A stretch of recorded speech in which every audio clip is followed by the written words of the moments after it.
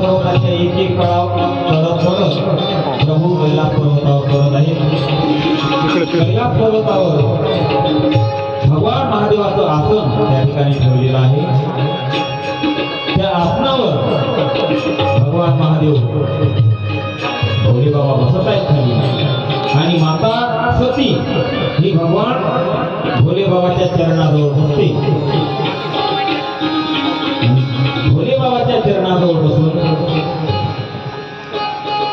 प्रभूला सांगते, स्वामी श्रीरामाची कथा ऐकवा. त्यावेळेस प्रभू त्या ठिकाणी श्रीरामाची कथा ऐकायला सुरुवात करतात.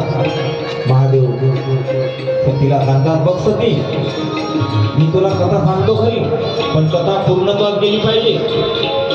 जर पूर्ण कथा ऐकली तर तुला त्याचा अर्थ वर्म कळेल, नाहीतर मग पूर्ण कथा जर तू आज ऐकली नाही तर पुढच्या जन्मापर्यंत तुला ही कथा पुन्हा ऐकायला मिळणार नाही. लक्ष ठेवू नाही. म्हणून प्रभू सती माता म्हणाले, ठीक आहे ना देवा, मी ऐकते, तुम्ही फक्त सांगा तर खरी. एकाग्रतेनं मी कथा ऐकणार आहे. जसे आपण सर्व मंडळी एकाग्रतेनं श्रीरामाची कथा ऐकून राहिलो ना, त्याप्रमाणे माता सती म्हणाली, मी एकाग्रतेनं ऐकते, तुम्ही फक्त सांगायला सुरुवात करा. त्यावेळेस भगवान भोलेनाथ सतीला श्री रामचंद्र प्रभूंची कथा ऐकतात. कथा सुरुवात झाली. महादेवजी सांगायला लागले, म्हणजे शरयू नदी आहे, शरयू नदीच्या तीरावर त्या ठिकाणी अयोध्या नगरी आहे आणि त्या अयोध्या नगरीमध्ये राजा दशरथ राज्य करीत आहे. त्या राजा दशरथाला मुलं नव्हती. मग त्यांनी प्रार्थना केली भगवंताची आणि भगवंताच्या प्रार्थनेनं त्या ठिकाणी पुत्र कावेष्टी यज्ञ सांगितला करायला. मग यज्ञ करायला लागले आणि यज्ञ सुरू झाला. मग यज्ञ देवाने त्यातून प्रकट होऊन पायसदान दिलं दशरथाला. अशी कथा सांगायला सुरुवात झाली. सतीने कथा ऐकून राहिली, ऐकून राहिली, ऐकून राहिली, पण ऐकता ऐकता स्वतः ओंकार द्यायची. पुढे काय झालं मग, पुढे काय झालं मग, अशा प्रकारे विचारून राहिली शिवजींना. शिवजी सांगत आहे, पण सती मातेला कथा ऐकता ऐकता झोप यायला लागली. डोळे मिटून घेतले आणि अशी अशी डोळ्याला लागली सती माता, झोप यायला लागली. आता शिवजी तर लीन होऊन गेले कथेमध्ये. शिवजींना असं वाटलं माता सती ऐकून राहिली. शिवजी सांगत आहे. मग तो यज्ञदेव प्रकट झाला. यज्ञदेवाने पायसदान आणलं आणि ते पायसदान मग तिन्ही राण्यांना वाटून द्यायला सांगितलं. तिन्ही राण्यांनी ते पायसदान हातावर घेतलं. अशा प्रकारे कथा पुढे पुढे पुढे पुढे पुढे पुढे चालू आहे. सती माता हो हो करत असताना अशी डोलायला लागली, डुलकी द्यायला लागली आणि डुलकी देता देता सती मातेला एकदम झोप लागली. झोपली सती माता, मान खाली घालून दिली आणि होंकार देणे बंद झालं. बंद झालं, झोपायला लागले. प्रभू सांगायला लागले, पण सांगत असताना होंकार बंद झाला. म्हणून प्रभूंनी डोळे उघडले. महादेवांनी पाहते तर काय सती झोपली. म्हणजे आता तर कथा सुरुवात झाली होती, एवढ्या लवकर सती झोपली. म्हणे हिच्या नशिबामध्ये श्रीरामाची कथा ऐकणं या जन्मात तरी नाही. लक्षात घ्या. म्हणून एकाग्रतेनं कथा ऐकली तर समजेल. जर कथा एकाग्रतेनं ऐकली नाही ना तर पुढच्या जन्मापर्यंत उद्धार नाही आम्हाला. लक्षात घ्या. कारण माता सतीला एक जन्म वाट पाहावी लागली.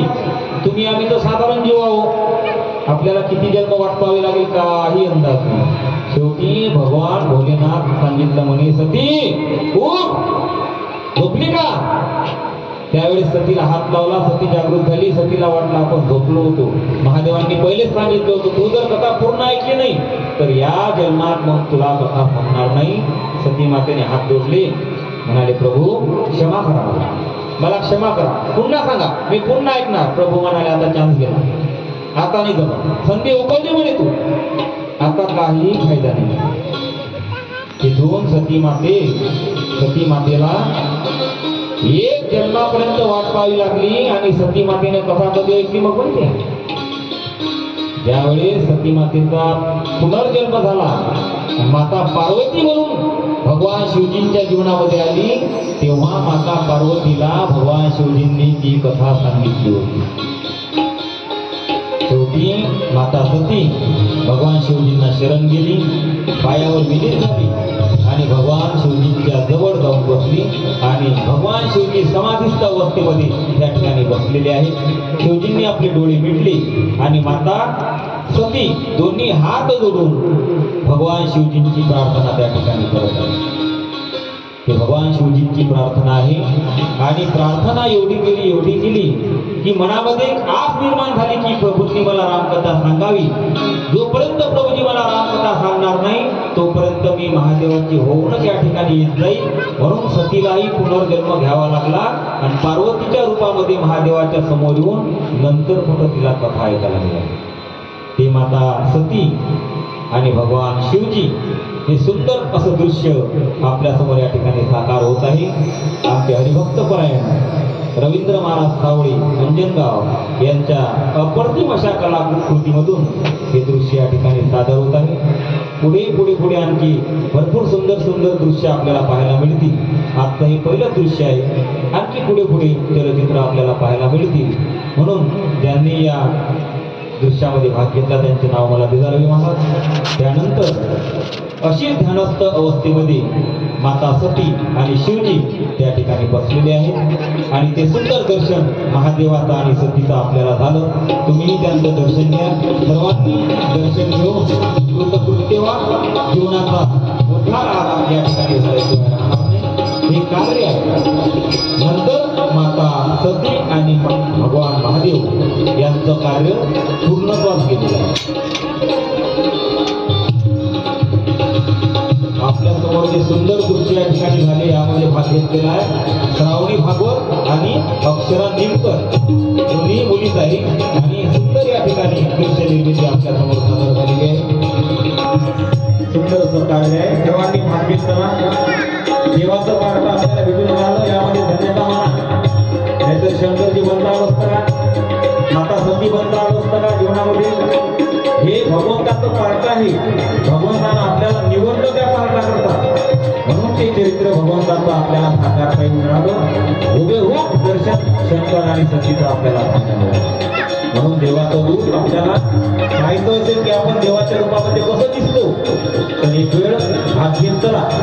तरुण मंडळी आहेत, मुलं आहेत, मुली आहेत, सर्वांनी ज्यांनाही कथेमध्ये भाग घ्यायचा असला त्यांनी आमच्या रवींद्र महाराजांशी संपर्क साधावा. त्यांना सांगावं ते मग त्या पार्टनुसार तुमचं पार्ट शोधते का त्यानुसार तुमचा नंबर लावतो. मग त्यांची भेट ते घेतला. त्यांना सांगायचं की बाबा मला सुद्धा काहीतरी बनवा. मग तुमचं संपूर्ण चेहरा वगैरे पाहून ते सांगतील की तुम्हाला कोणता पार्ट शोधते आणि कधी यायचं हे सर्व सांगतील. जे साहित्य वगैरे आणायचं असतं ते सांगतील. बाकी त्यांच्या जवळ सर्व साहित्य. अशा प्रकारे सर्वांनी आनंद घेतला. शंकर भगवान भोलेनाथ आणि माता सती यांची ती अपूर्ण राहिलेली कथा सती मातेने माता पार्वतीच्या स्वरूपामध्ये पूर्ण केली. माता पार्वती या भगवान शिवजींनी ती कथा कशी सांगितली उद्याच्या भागामध्ये आपण पाहणार आहोत. पुष्प आहे भगवान